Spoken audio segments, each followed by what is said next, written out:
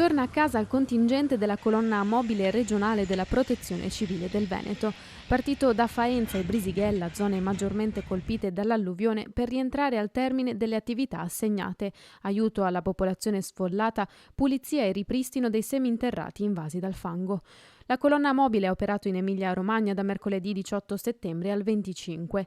Complessivamente sono state attivate 41 organizzazioni di volontariato con 177 volontari divisi in 2 turni, che hanno lavorato per un totale di 530 giornate uomo.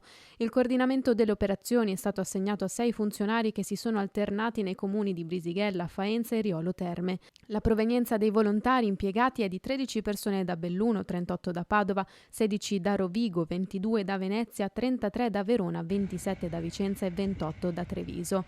Con loro è rientrata anche la colonna mobile nazionale dell'ANA, che ha operato a Faenza fin dal primo giorno, costituita da una sessantina di volontari ANA, per lo più provenienti dal Veneto. Sicuramente ci portiamo a casa un bagaglio di esperienza molto importante e una certezza che è quella di poter lavorare tutti quanti assieme, indipendentemente da dove vengono le squadre e da chi sono i componenti delle squadre stesse.